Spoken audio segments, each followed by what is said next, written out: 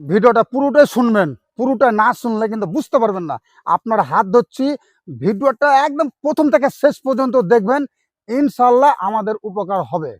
তারাবি নামাজ চেন্নাইতে আমরা পড়ছি, তো দেখতে পাচ্ছি বাইরেকার হুজুরও আছে, মানে বিহারের হুজুর আছে। তো এখানকার সিস্টেম হচ্ছে তারাবি নামাজের একটা মরজম থাকে, সে মরজমটা কিন্তু বাইরেকার, সেও কিন্তু হাফেজ, আর একটা লোকাল ইমাম সাহেব থাকে। তো কোনো মসজিদে দুজন, এখন যে মসজিদে পড়ছি তিনজন থাকে, একটা বাচ্চা ছেলে পড়ছে।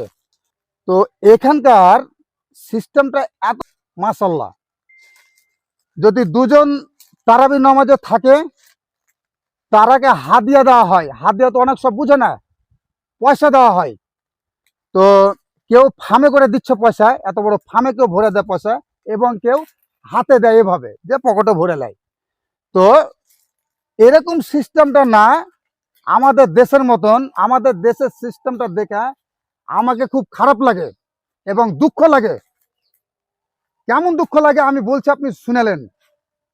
এখান করে যে চেন্নাইতে পয়সা দেওয়া হয় হাত দিয়ে তারাবি নামাজে, বলা হয় না এই কথা যে 100 টাকা করে দিবেন আপনারা, এ কথা কিন্তু বলা হয় না, বুঝতে পারলেন কিনা। তো এখান করে দেওয়া হয় যার যত টাকা ভালো লাগে। আমরাও নিজে দিয়েছি। তো কেউ ফার্মে ভরে দেয়, কেউ হাতে দেয়, কেউ তিনজনকে দিচ্ছে, কোনো মসজিদে দুজন আছে, দুজনকে দিচ্ছে। তো তারা কিন্তু 100 টাকা দেখ আর 500 টাকা দেখ, তাদের যে একটা ভালোবাসা আছে মাওলানা সাহেবের ওপরে, সে ভালোবাসাটা কিন্তু দেখায় যে আমি হুজুর আপনাকে আমি এটা হাত দিয়ে দিলাম, এভাবে পকেটটা বের করে দিয়ে দেয়, হুজুর পকেটে ভরে নেয়, ফার্মে দেয়, ফার্ম ভরে নেয়। তবে মাশাল্লাহ এখানকার সিস্টেমটা ভালো। হাফেজ সাহেবের, ইমাম সাহেবের নসিবের যেটা আছে সেটা হয়। আবার শুনেন, হাদিয়া তো দিছে দিছে, কিন্তু বেতনটাও দিবে। যে 5 ওয়াক্ত নামাজ পড়ে ওটা কিন্তু বেতনও পাবে আলাদা, যে পার্মানেন্ট থাকে মসজিদে।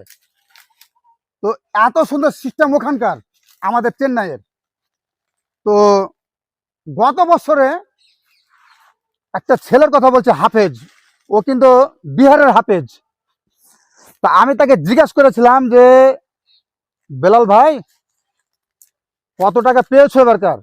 তো বলছে কি জানেন কি, যে 80,000 টাকা, কি 86,000 কি 85,000 হবে, এই তিনটে টাকার মধ্যে হবে।